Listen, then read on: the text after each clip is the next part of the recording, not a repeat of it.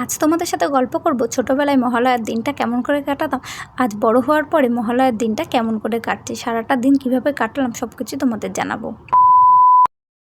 সবাইকে জানাই শুভ সকাল। আজ 2রা অক্টোবর বুধবার মহালয়া, তাই মহালয়া উপলক্ষে সকলকে জানাই অনেক অনেক ভালোবাসা। তোমাদের সঙ্গে আগে গল্প করব আমার ছোটবেলা কিভাবে মহালয়ার দিনটা কাটতো। আমি যখন একদম ছোট ছিলাম তখন কিন্তু আমাদের বাড়িতে একটাই টিভি ছিল। তখন তো ছিল সাদা কালো টিভি, আর বাড়িতে সবাই কিন্তু ভোরবেলায় উঠে পড়তো। তারপর আমরা সব ভাই বোনেরা, বাবা, জ্যাঠা, কাকা, দাদু সবাই মিলে কিন্তু মহালয়া দেখতে বসে পড়তাম। আর তখন কিন্তু মহালয়া দেখতাম ডিডি বাংলাতে। আর তখন কিন্তু ডিডি বাংলার মহালয়াটা সত্যিই ভালো হতো।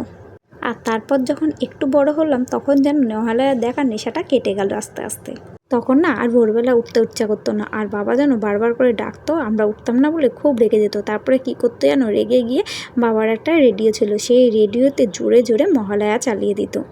তারপরে ব্যাস, আর কি অত জোরে জোরে রেডিও চালালে কি আর ঘুম হয়, তখন ঘুম ভেঙে যেত। তখন আমরা সবাই উঠে পড়তাম, আর তারপরে একটু বেলা হলে ঝিমাতে থাকতাম।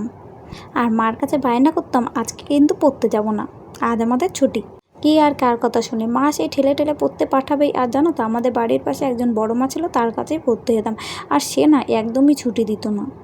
সেই কবে ষষ্ঠী সপ্তমী আসবে তারপরে ছুটি, তার আগে কোনো ছুটিই নেই। খুব রাগ হতো তখন। আর আমাদের ঘরের সামনে যেহেতু পুজো হয়, পুজোর সময় কিন্তু আমরা অনেক আনন্দ করি। আর পুজোর বেশ কিছুদিন আগের থেকে যখন বাঁশ ফেলে, তখন তো আর কি বলবো, আনন্দের কোনো সীমা নেই। পুজো আসছে বলে একটা কিন্তু মনে ভীষণ আনন্দ থাকে। আর নতুন জামা কাপড় হবে, তার তো আলাদাই আনন্দ।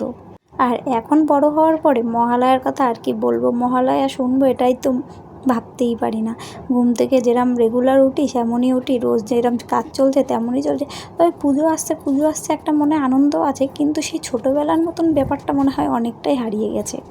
আগে তো বছরে একটা দুটো জামা পেতাম, মানে দুর্গা পুজো আর পয়লা বৈশাখ। মাঝপথে তো খুব একটা জামা কাপড় কেনা হতো না, তাই দুর্গা পুজোয় একটা জামা হয়েছে মানে আমাদের মনে কিন্তু ভীষণ আনন্দ।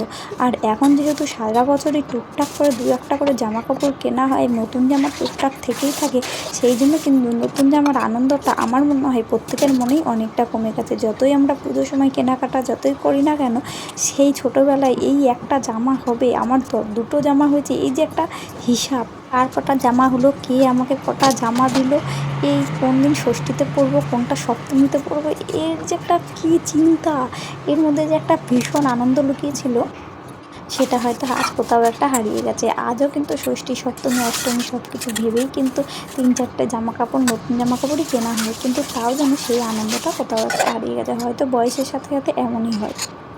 আর আজকে অমাবস্যা ও মহালয়া উপলক্ষে ভগবানকে দিয়েছিলাম ঘিয়ের প্রদীপ। কেমন লাগলো আজকের আমার এই ভিডিও অবশ্যই কিন্তু জানাবে।